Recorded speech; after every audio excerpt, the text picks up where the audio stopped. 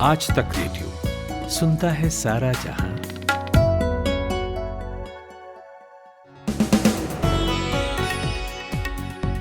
अट्ठाईस सितंबर का दिन है आज। मेरा नाम नितिन ठाकुर और ये है दिन भर। शहीद आजम भगत सिंह का जन्म हुआ था आज ही की सुबह। पूरे देश ने उन्हें किसी न किसी रूप में याद किया। अच्छी बात है, अपने शहीदों को याद करना ही चाहिए। लेकिन आज सियासी दुनिया में हलचल बहुत रही, काफी शोर मचा रहा। सुबह से खबर थी कि शाम को कन्हैया कुमार और जिग्नेश मेवाणी कांग्रेस में शामिल होंगे, लेकिन दोपहर होते होते कांग्रेस के रंग में भंग डालने नवजोत सिंह सिद्धू का इस्तीफा चला आया। पंजाब कांग्रेस के अध्यक्ष पद को उन्होंने छोड़ दिया है। ऊपर से पूर्व सीएम अमरिंदर सिंह भी दिल्ली चले आए। कहा जा रहा है कि उनकी मीटिंग बीजेपी अध्यक्ष नड्डा और गृह मंत्री अमित शाह से फिक्स हुई है। इन सारी खबरों पर गहराई से बात करेंगे हम, लेकिन आज बात समाजवादी पार्टी की भी होगी। क्यों उन्हें यूपी इलेक्शन में ओबीसी वोट मिलना बहुत इंपॉर्टेंट हो गया है और पार्टी का इसके लिए प्लान क्या है। और आखिर में 2020 विश्व कप की बात, टीम अनाउंस हो चुकी है, लेकिन भारत की ओपनिंग जोड़ी को लेकर एक बड़ी बहस गर्म है। आपको सुनाएंगे, मगर पहले खुशबू से हेडलाइन सुनते हैं। पंजाब में नवजोत सिंह सिद्धू के इस्तीफे के बाद मंत्री रजिया सुल्ताना ने भी चन्नी कैबिनेट से इस्तीफा दे दिया है। उन्होंने मंगलवार सुबह ही चार्ज संभाला था। रजिया सिद्धू के सलाहकार और पूर्व डीजीपी मोहम्मद मुस्तफा की पत्नी हैं। उधर पंजाब के सीएम चरणजीत चन्नी ने बुधवार शाम को ही इमरजेंसी बैठक बुलाई है। बैठक में सभी कैबिनेट मंत्रियों को बुलाया गया है। सिद्धू के इस्तीफे से पैदा हुए हालात को लेकर चर्चा होगी और सूत्रों के मुताबिक ये भी कहा जा रहा है कि मीटिंग में ये भी तय होगा कि सिद्धू को मनाया जाएगा या नहीं। भारत सरकार ने वैक्सीन बनाने वाली company serum institute of India को कोरोना वैक्सीन के ट्रायल में 7 से 11 साल के बच्चों को एनरोल करने की इजाज़त दे दी है। इन बच्चों पर अमेरिकी वैक्सीन निर्माता कंपनी नोवावैक्स की कोविड वैक्सीन का ट्रायल किया जाएगा। झारखंड के लातेहार में पुलिस और नक्सलियों के बीच आज मुठभेड़ हुई। इस दौरान गोलीबारी में एक नक्सली मारा गया और झारखंड पुलिस की जगुआर यूनिट का एक अधिकारी भी घायल हो गया है। मुठभेड़ स्थल से कुछ हथियार भी बरामद किए गए हैं। हरियाणा के गृह मंत्री अनिल विज की तबीयत आज अचानक खराब हो गई। विज ने सांस लेने में तकलीफ की शिकायत की। इसके बाद उन्हें दिल्ली के एम्स में भर्ती कराया है। डॉक्टर्स का कहना है कि फिलहाल विज की जांच चल रही है। बॉम्बे हाई कोर्ट ने वर्क प्लेस में सेक्सुअल हरासमेंट से जुड़े मामले की मीडिया रिपोर्टिंग पर रोक लगा दी है। कोर्ट ने इस तरह के मामलों की मीडिया रिपोर्टिंग के दौरान संस्थान का नाम प्रकाशित और प्रसारित नहीं करने का निर्देश भी जारी किया है। कोर्ट ने साफ रूप से कहा है कि इस तरह के मामलों में लगातार बढ़ा चढ़ाकर रिपोर्टिंग देखी जा रही है, जो कि आरोपी और पीड़ित पक्ष दोनों के अधिकारों का हनन है। और सुप्रीम कोर्ट ने अडानी गैस लिमिटेड को बड़ा झटका देते हुए अहमदाबाद में सिटी गैस वितरण के संचालन को लेकर दाखिल याचिका खारिज कर दी है। गुजरात गैस को दिए गए प्राधिकरण को सुप्रीम कोर्ट ने बरकरार रखा है। सुप्रीम कोर्ट ने 10 लाख रुपए का जुर्माना भी लगाया है। ये राशि भारत सरकार को देनी होगी। और इंडियन प्रीमियर लीग के 14वें सीजन के 41वें मुकाबले में कोलकाता नाइट राइडर्स ने दिल्ली कैपिटल्स को 3 विकेट से हरा दिया है। शारजाह में खेले गए इस मुकाबले में दिल्ली ने पहले बल्लेबाजी करते हुए 20 ओवर में 9 विकेट के नुकसान पर 127 रन बनाए। कोलकाता ने 128 रनों के लक्ष्य को 7 विकेट खोकर 18.2 ओवर में हासिल कर लिया। आप सुन रहे हैं आज तक रेडियो।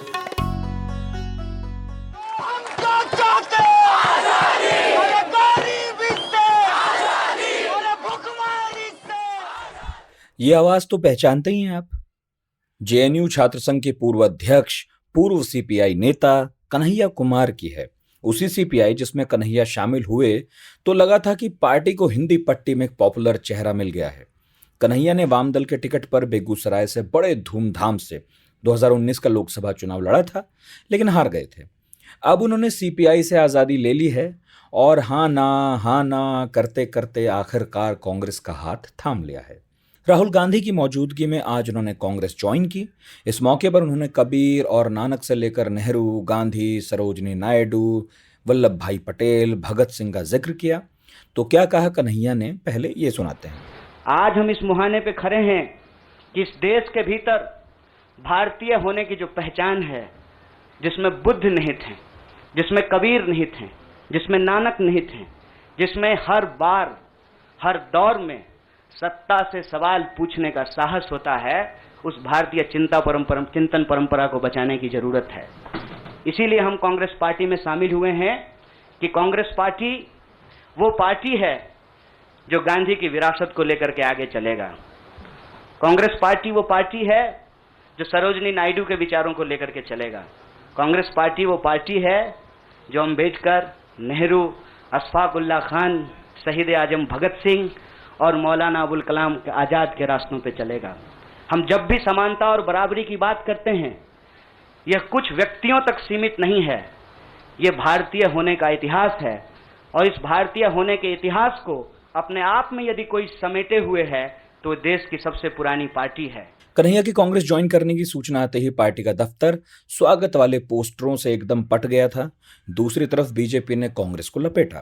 पार्टी की प्रवक्ता संबित पात्रा का बयान आया, क्या बोले वो भी सुनिए। आज कन्हैया कुमार कांग्रेस पार्टी में ज्वाइन कर रहे हैं। ऐसे तो कांग्रेस पार्टी का ये अपना विषय है, हम इसमें कमेंट नहीं करना चाहते हैं, मगर ये कहना अतिशयोक्ति नहीं होगा कि टुकड़े टुकड़े गैंग और कांग्रेस पार्टी दोनों का विलय हो रहा है। आज कोई साधारण दिन नहीं है, आज सर्जिकल स्ट्राइक का एनिवर्सरी है। तो एक तरफ वो ताकते हैं हिंदुस्तान में, चाहे हिंदुस्तान की वर्तमान सरकार, चाहे इंडिया की जाबाज आर्मी हो, जिनका एक ही मकसद है हिंदुस्तान को बचाना, हिंदुस्तान की एकता को, अक्षुण्णता को बचा के रखना। और दूसरी तरफ वो ताकते हैं जिनको हम टुकड़े टुकड़े गैंग कहते हैं, जिन्होंने ये स्लोगन्स दिया था, भारत तेरे टुकड़े होंगे इंशाअल्लाह इंशाअल्लाह, अफजल हम शर्मिंदा हैं, तेरे कातिल जिंदा हैं। आज भारत तेरे टुकड़े वालों को कांग्रेस पार्टी अपने पार्टी में शामिल कर रही है। अफजल को जो अपना गुरु मानते हैं उनको अपने पार्टी में शामिल कर रही है। खैर, राहुल गांधी तो जाके जेएनयू में इनके साथ खड़े हुए ही थे, अब उनकी बारी है, वो राहुल गांधी के साथ खड़े हो रहे हैं। हिंदुस्तान देख रहा है, हिंदुस्तान लोकतांत्रिक तरीके से जवाब देगा। तो ये संबित पात्रा थे, जिनसे कन्हैया की बहसा बहसी आप अक्सर टीवी पर देखते ही होंगे। और कन्हैया की बीजेपी से सियासी अदावत जग जाहिर भी है, लेकिन कन्हैया के आने से खुद कांग्रेस का एक खेमा बहुत ज्यादा खुश नहीं है। पार्टी के लोकसभा सांसद और वरिष्ठ नेता मनीष तिवारी ने एक किताब कम्युनिस्ट इन कांग्रेस का हवाला देते हुए ट्वीट किया, जिसमें उनका असंतोष छलक रहा था। बहरहाल, पार्टी के पूर्व अध्यक्ष राहुल गांधी ने कन्हैया के साथ तस्वीर ट्वीट करते हुए लिखा कि झूठ के साम्राज्य में सच से ही क्रांति आती है। नए पुराने सभी साथियों को मिलकर इस सत्याग्रह में भाग लेना होगा। अब सवाल ये उठता है कि कन्हैया को कांग्रेस में जिम्मेदारी क्या मिलेगी? क्या उन्हें सेंट्रल लीडरशिप में जगह मिलेगी या फिर बिहार में वो कांग्रेस का चेहरा बनेंगे? ये पूछा हमने वरिष्ठ पत्रकार और पॉलिटिकल कमेंटेटर विनोद शर्मा से। कन्हैया कुमार एक प्रखर वक्ता है, युवा है, युवा नेता है, और मैं समझता हूं कि सही अंदाज में इतिहास का ज्ञान रखने वाले लोगों की जरूरत है कांग्रेस पार्टी को। कन्हैया कुमार के बारे में आप कुछ भी कह सकते हैं, लेकिन ये नहीं कह सकते कि वो लड़का पढ़ा लिखा नहीं है। ये नहीं कह सकते कि बात संजीदगी से करता है, अपने तर्क से करता है, कुतर्क का इस्तेमाल नहीं करता है। तो मैं समझता हूं कि कन्हैया कुमार और जिग्नेश मेवानी दोनों युवा नेता हैं और प्रॉमिसिंग नेता हैं, और वो किसी भी पार्टी में जाएं तो उस पार्टी को उससे फायदा ही होगा, नुकसान नहीं। अब उनको पोजीशन क्या मिलती है राजनीति में? राजनीति में कई बार पोजीशन की जरूरत नहीं होती है। राजनीति में कई बार आप क्या कहते हैं और किस अंदाज में लोग उनको सुनते हैं, वो बहुत अहम बात होती है। सर, कांग्रेस कन्हैया कुमार जैसे नेताओं को बचा सकेगी? क्योंकि मनीष तिवारी जैसे कुछ नेता तो अभी से सवाल उठा रहे हैं। काल का पहिया घूमता है भैया, काल के पहिए को तो कोई रोक नहीं सकता है। अगर पार्टी में एक जनरेशनल चेंज होना है तो उसको आप रोक नहीं सकते। और मैं समझता बुद्धिमत्ता इसी बात में होती है कि बदलते हुए वक्त के अनुसार अपने आप को ढालो, ताकि आपकी अहमियत भी बने रहे। और जो आप ये देखिए, ये राजनीति एक रिले रेस होती है। इसमें एक धावक को दूसरे धावक को बैटन पकड़ाना होता है। अगर ये बात आपकी समझ में आ रही है तो फिर मैं समझता हूँ कोई चिंता की जरूरत नहीं है।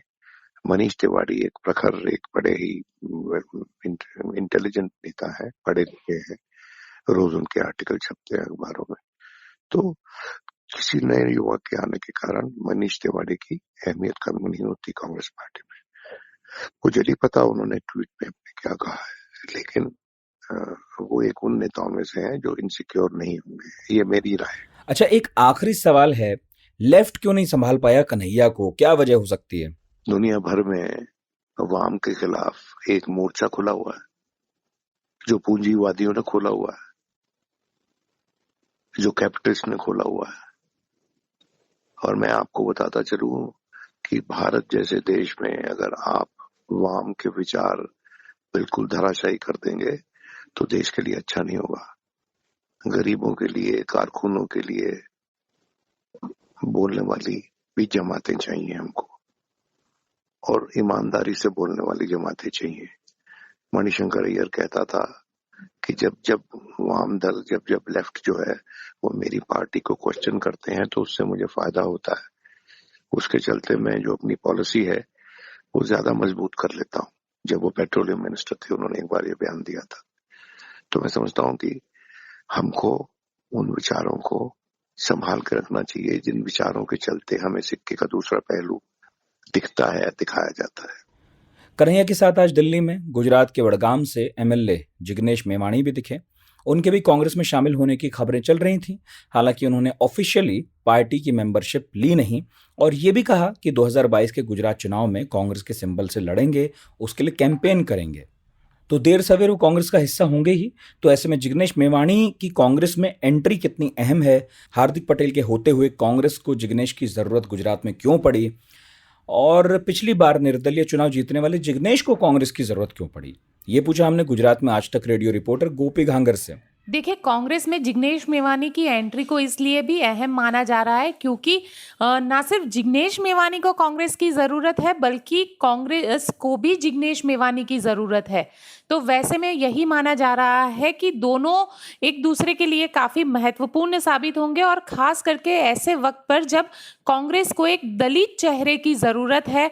और गुजरात की बात की जाए तो जिग्नेश मेवाणी एक दलित नेता के तौर पर उन्होंने 2017 के जो चुनाव थे उसमें उन्होंने खुद ने ये प्रूव किया। और अगर बात की जाए कांग्रेस के साथ की तो 2017 में भी जिग्नेश मेवाणी को कांग्रेस का साथ मिला था, क्योंकि जिग्नेश मेवाणी जिस वडगाम सीट से चुनाव लड़े थे उस वडगाम सीट पर कांग्रेस ने अपना प्रत्याशी खड़ा नहीं रखा था। यानी कहीं ना कहीं हम कह सकते हैं कि 2017 से ही जो इलेक्शन था गुजरात में वो तब से ही कांग्रेस का साथ जिग्नेश मेवाणी को मिला है। और जिग्नेश भी ये उम्मीद लगा रहा था कि कांग्रेस के साथ वो जुड़ेगा। लेकिन अगर कहीं ना कहीं बात की जाए जिग्नेश के राजनीति की तो जिग्नेश की राजनीति गुजरात में 2009 में जब सुरेंद्रनगर में दलितों को लेकर वहाँ पे गोलीबार किया गया था, उसके बाद जिग्नेश मेवाणी राजनीति में आए। और राजनीति में आने के बाद जो ऊना दलित कांड हुआ उसके बाद जिग्नेश मेवाणी ने खुद की राजनीति को चमकाने की कोशिश की थी, और उसी का नतीजा थी कि 2017 में जिग्नेश मेवाणी ने वडगाम सीट जो कि बनासकांठा जिले में आ रही है वहां से चुनावी मैदान में उतरे थे। अच्छा, पिछली बार जिग्नेश ने निर्दलीय चुनाव लड़ा, जीत गए। इसके पीछे एक बड़ा कारण यह भी था कि कांग्रेस या आम आदमी पार्टी ने जिग्नेश के खिलाफ कोई उम्मीदवार खड़ा नहीं किया था। पिछले साल दिल्ली चुनाव के वक्त जिग्नेश ने आप प्रत्याशियों के लिए कैंपेन किया, लेकिन अब तो जिग्नेश ने कांग्रेस का साथ चुना है। तो क्यों हुआ ऐसा, क्यों चुना उन्होंने? देखिए, जिग्नेश ने कांग्रेस का साथ क्यों चुना, ये सवाल बहुत महत्वपूर्ण हो जाता है, क्योंकि हर किसी के लिए सवाल यही था क्योंकि जिग्नेश मेवाणी जो है वो दिल्ली में अरविंद केजरीवाल के साथ भी रहे हुए हैं। तो कहीं ना कहीं जिग्नेश की जो राजनीति थी वो पहले से आंदोलनकारी राजनीति के तौर पर जाने जाते थे। वैसे में कांग्रेस को क्यों चुना, क्योंकि ये माना जा रहा है कि जिग्नेश मेवाणी खुद को देश की राजनीति में चमकाना चाहते हैं। देश की राजनीति में खुद को एक ऐसा स्थान वो दिलाना चाहते हैं जहां पे जिस आंदोलन के साथ वो जुड़े हुए, ना धर्म होगा, ना जाति होगी, ना ही किसी के लिए कोई बिन सांप्रदायिकता की बात होगी। यही विचारधारा के साथ जिग्नेश मेवाणी चले हुए हैं और उसी विचारधारा को उनको लग रहा है कि कहीं ना कहीं कांग्रेस जो है वो इस विचारधारा से जुड़ी है, और यही वजह है कि उन्होंने आम आदमी पार्टी को नापसंद करते हुए कांग्रेस का हाथ थाम लिया। आसमान से गिरे खजूर पर अटके वाली कहावत कभी भी पहली बार प्रयोग में लाई गई होगी, लेकिन अभी इसका सबसे बढ़िया एग्जाम्पल पंजाब कांग्रेस है। इतने झंझट के बाद किसी तरह पार्टी ने कैप्टन अमरिंदर सिंह को किनारे लगाकर राज्य की पतवार चरणजीत सिंह चन्नी को सौंपी। पंजाब कांग्रेस का सिद्धू का अध्यक्ष पहले ही बना दिया था। लग रहा था कि फाइनली सब सेटल्ड है, लेकिन मंगलवार को दो अमंगलकारी खबरें आईं। एक तो कैप्टन की दिल्ली यात्रा, जो बीजेपी नेताओं से मुलाकात के लिए हो रही है। दूसरा सिद्धू का पंजाब कांग्रेस के अध्यक्ष पद से इस्तीफा। इस्तीफा आते ही कैप्टन साहब का ट्वीट भी उसी गति से आया। उन्होंने फरमाया, मैंने पहले ही कहा था कि सिद्धू स्थिर आदमी नहीं है, वो पंजाब जैसे बॉर्डर स्टेट के लिए फिट नहीं है। इसके बाद नए नवेले सीएम चन्नी ने प्रेस कॉन्फ्रेंस बुलाई। उनसे सिद्धू के इस्तीफे और कैप्टन के ट्वीट को लेकर पूछा गया। जो बोले आप भी सुनिए। चन्नी साहब, एक सवाल है, ਜਿਹੜੇ ਮੁੱਦਿਆਂ ਨੂੰ ਲੈ ਕੇ ਨਵਜੋਤ ਸਿੱਧੂ ਨੇ ਰਿਜ਼ਾਈਨ ਕੀਤਾ ਜਾਂ ਨਾਰਾਜ਼ ਹੋਏ ਨੇ, ਕਿ ਉਹ ਵਾਪਸ ਲੈ ਲਓਗੇ? ਅਜੇ ਮੈਨੂੰ ਪਤਾ ਹੀ ਨਹੀਂ ਹੈ ਜੇ ਲੈਟ ਮੀ ਵੈਸੇ ਤਾਂ ਵਿਦੇਸ਼ਾਂ ਤੱਕ ਇੱਕ ਗੱਲ ਜਾ ਚੁੱਕੀ ਹੈ, ਮੈਨੂੰ ਲੱਗਦਾ ਤੁਸੀਂ ਤਾਂ ਅਵੇਅਰ ਹੋ ਬਹੁਤ ਜ਼ਿਆਦਾ। ਅਜੇ ਮੈਨੂੰ ਗੱਲ ਕਰਨ ਦੋ ਨਾ ਨਾਲ, ਅਜੇ ਮੈਨੂੰ ਪਤਾ ਨਹੀਂ ਹੈ। ਲੈਟਰ ਦੱਸਦੇ ਕਿ ਬਾਰਡਰ ਪੰਜਾਬ ਬਾਰਡਰ ਸਟੇਟ ਹੈ। ਕੈਪਟਨ ਅਮਰਿੰਦਰ ਸਿੰਘ ਨੇ ਟਵੀਟ ਕੀਤਾ ਹੈ ਕਿ Navjot Singh Sidhu is not a stable man, border state ਵਾਸਤੇ ਉਹ ਫਿਟ ਨਹੀਂ ਹੈ। ਤੁਸੀਂ ਇਸ ਤੇ ਕੀ ਕਹਿਣਾ ਚਾਹੁੰਦੇ? ਮੈਂ ਕਿਸੇ ਦੀ ਬਿਆਨਾਂ ਦੇ ਵਿੱਚ ਨਹੀਂ ਪੈਣਾ ਚਾਹੁੰਦਾ, ਲੇਕਿਨ ਨਵਜੋਤ ਸਿੰਘ ਸਿੱਧੂ ਸਾਡੇ ਪ੍ਰਧਾਨ ਹੈ, अच्छे लीडर है। एक बात सिद्धू के इस्तीफे में सबको खटक रही है। उन्होंने अपने इस्तीफे में लिखा कि वो पंजाब के भविष्य से समझौता नहीं कर सकते। समझौता करने से इंसान का चरित्र खत्म होता है। साथ ही कहा कि कांग्रेस के लिए काम करते रहेंगे। अब सवाल यह है कि सिद्धू कौन सा समझौता करने को तैयार नहीं थे जो कांग्रेस ने उनसे कराने की कोशिश की, और इस इस्तीफे के कारण क्या हैं। हमने पूछा पंजाब में सीनियर जर्नलिस्ट विपिन पब्बी से। एक्चुअली सिद्धू खुद तो चीफ मिनिस्टर बनना ही चाहते थे, लेकिन उसके बाद ये समझौते कर रहे थे, क्योंकि बीच में अगर इनको नहीं बनाया गया तो इन्होंने कहा कि चलो फिर और जो हैं कैंडिडेट, जो इनके और कैंडिडेट हैं, उनको के बारे में कांग्रेस ने सोचा। लेकिन इनकी अपनी फिर इन्होंने कहा कि हम जो रंधावा हैं, एक और जो सीनियर मंत्री जो डिप्टी सीएम बने हैं, कि वो उनको भी नहीं हमने चीफ मिनिस्टर बनाना। उन्होंने सुनील जाखड़ जी का भी नाम उसमें नहीं चाहा, तो उनके मानने से चलो ये चन्नी बन गए। तो इनको लग रहा था कि चन्नी जो है वो मेरी बात करेक्ट मानेंगे और मेरे साथ चलेंगे। और लेकिन ऐसा हुआ कि पहले ही स्टेप में जहाँ पर की मिनिस्ट्री की फॉर्मेशन थी, वहां सिद्धू ने चाहा कि मेरे बहुत सारे जो हमारे उनके कैंडिडेट हैं कि उनको आप मंत्री बनाएं, और चन्नी का कहना था कि हमें कुछ और तरह के मंत्री बनाने चाहिए, उनके भी सपोर्टर थे। तो एक बात सबसे बड़ा मतभेद तो वहां पर हो गया जब वो उन्होंने कहा कि जो मंत्री नहीं आपको लेने हैं वो भी आपने ले दिए। तो जो उन्होंने अपने मैसेज में कहा है, ट्वीट में, वो यही कहा है, उस तरफ इशारा किया है कि कई ऐसे मंत्री हैं आपने ले लिए हैं जिन पर करप्शन वगैरह के चार्जेस थे, तो आप उन लोगों ने उनके साथ समझौता कर लिया। दूसरा, दो और चीजें हो गई इस दौरान। एक तो हो गया कि डीजीपी जो director general of police Punjab का बनना था, वो भी नवजोत सिंह सिद्धू किसी और को चाहते थे, लेकिन मुख्यमंत्री ने किसी और को नियुक्त कर दिया। और तीसरी बात जो आज ही हुई है वो है कि एडवोकेट जनरल जो अपॉइंट करना था, वो भी उसके बारे में भी विवाद था। नवजोत सिद्धू नहीं चाहते थे कि ये वाला एडवोकेट जनरल बनाया जाए स्टेट का, लेकिन उसके बावजूद उन्होंने उनकी नियुक्ति कर दी। तो ये सारी चीजें जो इकट्ठी हो गई हैं, तो उनको ये लगा कि मेरे को जैसे लग रहा था कि चन्नी होने के बावजूद भी मेरी से इसमें चलती रहेगी, जो मैं कहूँगा वैसा ही होगा, लेकिन वैसा नहीं हो रहा था। और खासतौर पर मंत्रिमंडल का जो इन्होंने गठन किया, और जो उसके बाद फाइनल जो चीज जो मेरे को लग रहा है कि जिस वजह से इनको बहुत ज्यादा ठेस पहुंची, वो है कि होम मिनिस्ट्री जो है, आज ही पोर्टफोलियो दिए गए, और उसमें जो होम मिनिस्ट्री है, गृह मंत्रालय, वो उन्होंने सुखजिंदर सिंह रंधावा को दिया है, जिसको नवजोत सिंह सिद्धू नहीं पसंद करते, और ना उन्होंने उसको चीफ मिनिस्टर भी नहीं बनने दिया था, और सबसे इम्पोर्टेंट पोर्टफोलियो उनको दिया गया। तो हो सकता है कि ये सारी चीजें इकट्ठे हो गई, जिसकी वजह से उन्होंने ये अपना त्याग पत्र दिया। विपिन जी, पंजाब ऐसा राज्य था जिसमें कांग्रेस को काफी मजबूत माना गया। किसान आंदोलन चल रहा था तो बीजेपी की हालत यूं भी खराब थी, लेकिन अब पार्टी की जो अंतर कलह है, उन्होंने काफी कुछ बदल दिया है। इसका क्या नुकसान होगा पार्टी को? कांग्रेस ने सिर्फ अपने पैर पर कुल्हाड़ी नहीं मारी है, वो उसने कुल्हाड़ी पर पैर मारा है। ये जो एक्चुअली सारा कुछ जो हो रहा है पिछले 3-4 महीने से है, उसमें इनकी जो सिचुएशन है, जो कांग्रेस का पोजीशन थी पंजाब में, वो एक टाइम ये थी कि इनका कोई प्रतिद्वंदी नहीं था, इनका कोई ऑपोजिशन स्ट्रॉन्ग थी नहीं।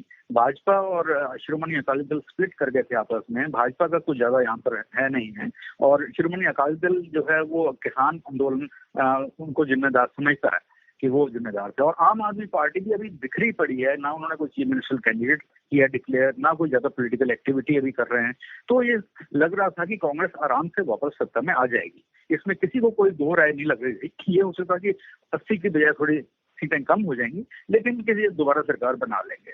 लेकिन ये जो घटनाक्रम हो रहा है पिछले 3-4 महीने से, जब से नवजोत सिद्धू ने बोलना शुरू किया है, तो उन्होंने अपनी गवर्नमेंट को, अपनी कांग्रेस गवर्नमेंट को जितना क्रिटिसाइज किया, वो ऑपोजिशन पार्टीज भी उतना नहीं कर रहे थे। तो उन्होंने वो जो शुरू किया, फिर उनको जो डैमेज हुआ उस टाइम पर क्रेडिबिलिटी का कांग्रेस का, और जो खासतौर पर कैप्टन अमरिंदर सिंह है, इन्होंने जैसे मर्जी इन्होंने राज्य अपना चलाया हो, लेकिन इनकी कुछ गुडविल है पंजाब में, इनको लोग कैप्टन मानते हैं और उनको वो महाराजा, मतलब रॉयल फैमिली से भी हैं, तो इसलिए उनको महाराजा साहब की तरह से भी कहा जाता है।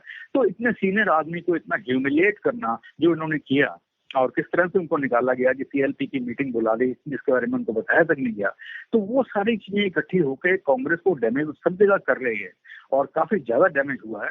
और ये जो नया मंत्रिमंडल बनाया गया और इसके अंदर किस तरह के मंत्री लिए गए, किस तरह के और काम अभी तक हुए हैं, उससे भी लोगों में नाराजगी तो बड़ी है। और अब जो खासतौर पे अब ये फाइनल चीज जो हो गई कि नवजोत सिद्धू ही कह रहे हैं कि मैं इस्तीफा दे रहा हूँ, उनका कहना साफ है नवजोत सिद्धू का कि अगर या तो मेरी बात मानो, नहीं तो आप चलते बनिए। तो एक तरह का वो है माई वे और हाईवे। तो वो जो इन्होंने अपना बना लिया स्टैंड, अब आगे देखना कि क्या कांग्रेस में प्रियंका गांधी और राहुल गांधी इनको मनाने की कोशिश करते हैं, क्योंकि ये तो बिल्कुल साफ जाहिर है, जग जाहिर है कि इनकी अपॉइंटमेंट में प्रियंका गांधी और राहुल गांधी ने ही की थी, सोनिया गांधी ने अपने आप को थोड़ा सा दूर रखा था। तो अब ये देखना कि उसको इनको मनाने की कोशिश करते हैं या एक वो हद जो है उसको पार कर गए हैं। ये काफी इंटरेस्टिंग स्थिति पैदा हो गई है। भाषा के ग्रामर से मिले कब, क्यों, कैसे, कहां, किसने, ये ऐसे शब्द हैं जो सेंटेंस में जुड़ जाएं तो उसे सवाल बना देते हैं। और सवालों के बारे में आइंस्टीन ने कहा था, the important thing my friend is not to stop questioning.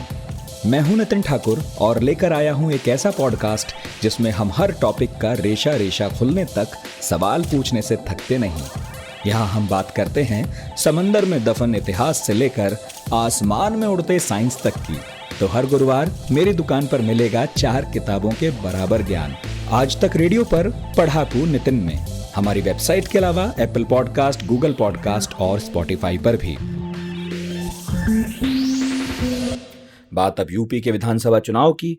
UP है तो यहाँ कास्ट फैक्टर की महत्ता से कौन इनकार कर सकता है।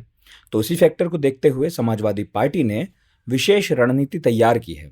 सपा अपने पारंपरिक वोट बैंक ओबीसी को वापस पाना चाहती है, जो बीते कुछ चुनाव से बीजेपी की तरफ भारी मात्रा में शिफ्ट हुआ है। सवाल यह है कि क्यों इस चुनाव में सपा के लिए ओबीसी वोट मिलना अहम है, किस तरह से ओबीसी को साधने की कोशिश होगी। तो इसका जवाब जानने के लिए हमने बात की लखनऊ में आज तक रेडियो रिपोर्टर कुमार अभिषेक से। देखिए, समाजवादी पार्टी का पूरा फोकस अब 2022 के चुनाव को देखें तो ओबीसी वोट है। दरअसल उनके पास एक अपना बेस वोट बैंक बहुत बड़ा तैयार है और जिसमें कोई कह सकते हैं कि डेंट नहीं है, वो है यादव और मुसलमान। लगभग 26-27% का वोट बेस इनके पास रहता है हमेशा। और बीजेपी का अगर आप वोट बेस देख लें तो बीजेपी 40 के ऊपर और 50 के बीच में रह रही है।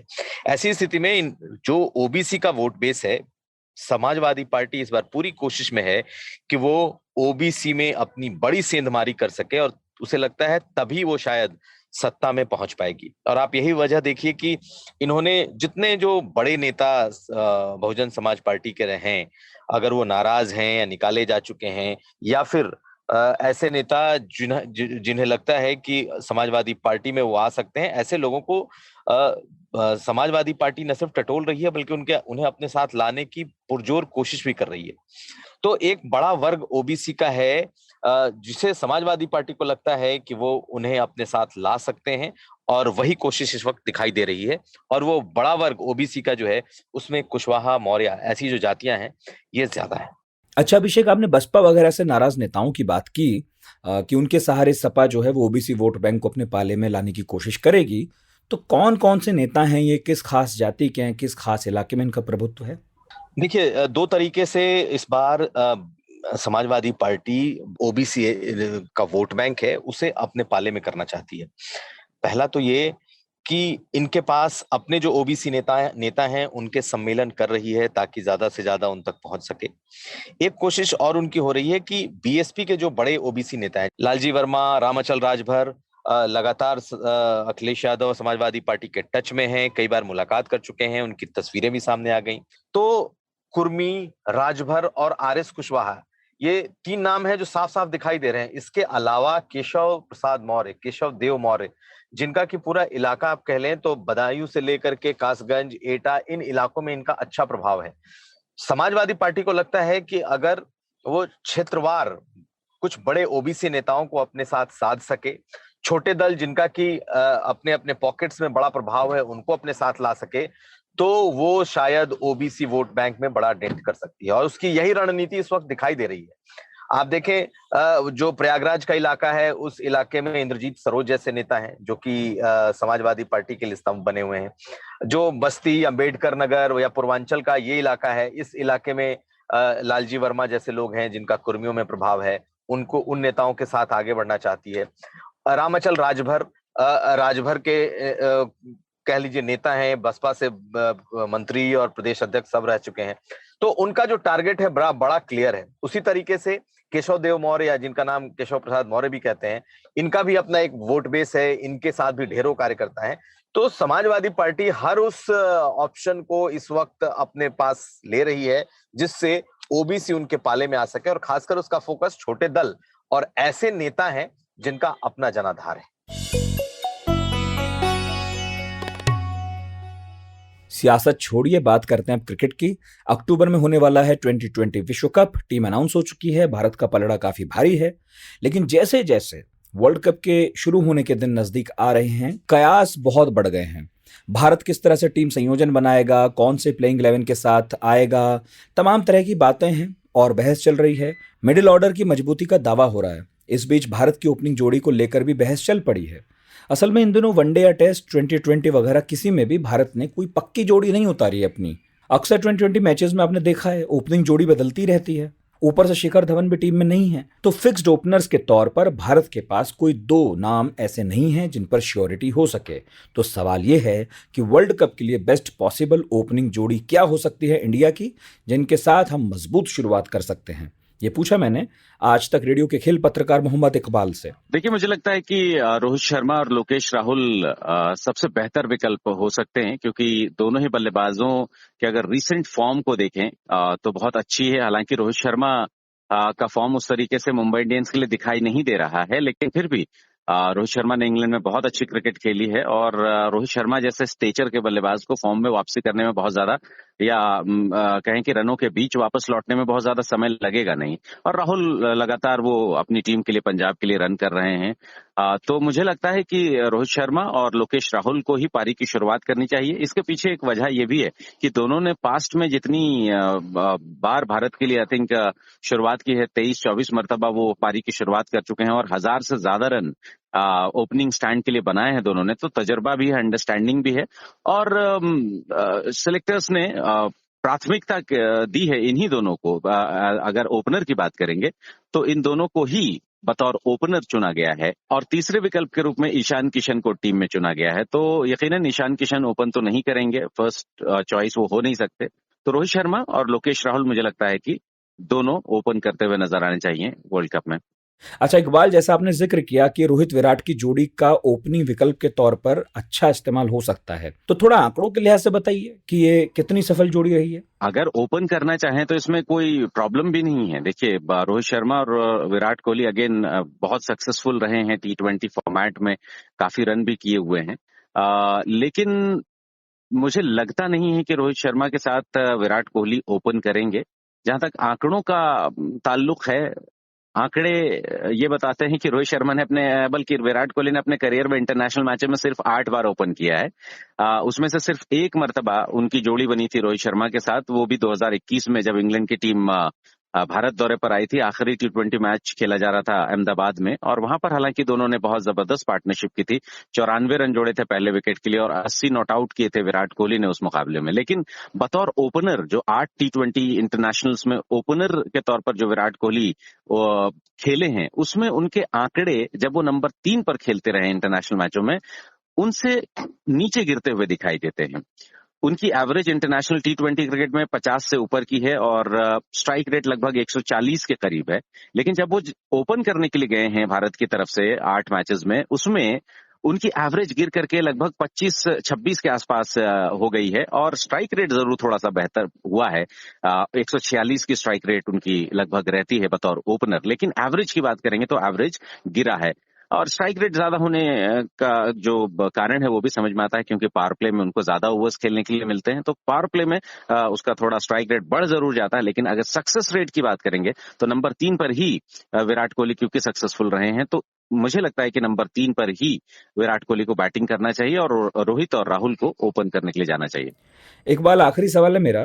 विराट नंबर 3 पर आते हैं, अगर ये ओपनिंग के लिए आते हैं तो वन डाउन का ऑप्शन क्या होगा इंडिया के पास? नहीं, देखिए, अगर विराट कोहली ओपन करते ही हैं, हालांकि सेलेक्टर्स ने जैसा मैंने बताया कि उनको बतौर ओपनर नहीं चुना है, वो नंबर 3 के लिए ही उनको चुना है, लेकिन अगर ओपन करते हैं तो मुझे लगता है सूर्य कुमार यादव हैं। और एक और बात, लोकेश राहुल क्योंकि इतनी चमकदार फॉर्म में चल रहे हैं, तो उनको टीम के अंदर अकोमोडेट करने की पूरी कोशिश होगी मैनेजमेंट के द्वारा। और ऐसे में राहुल अगर 11 के अंदर आते हैं तो ज्यादातर चांसेस हैं कि वो ओपन करेंगे। लेकिन अगर एडमंड है कोहली कि नहीं मैं ही ओपन करूंगा रोहित के साथ, तो फिर हो सकता है नंबर 3 पर आपको राहुल नजर आ जाए, 4 पे सूर्य कुमार। ईशान किशन मेरे हिसाब से स्टार्ट नहीं कर रहे हैं। पहला मैच जब भारत का होगा तो 11 के अंदर वो नहीं होंगे, अनलेस की कोई इंजरी हो जाए, खुदा ना करे, या कुछ ऐसी हो जाए बात, क्योंकि पहली बात तो है कि जगह बनती नहीं है और ऊपर से फॉर्म भी अभी मुंबई इंडियंस के लिए देखें तो ईशान किशन का वैसा कुछ है नहीं। वक्त हो गया विदा का। कुछ कहना सुनना चाहें तो radio@aajtak.com हमारा ईमेल आईडी है ही।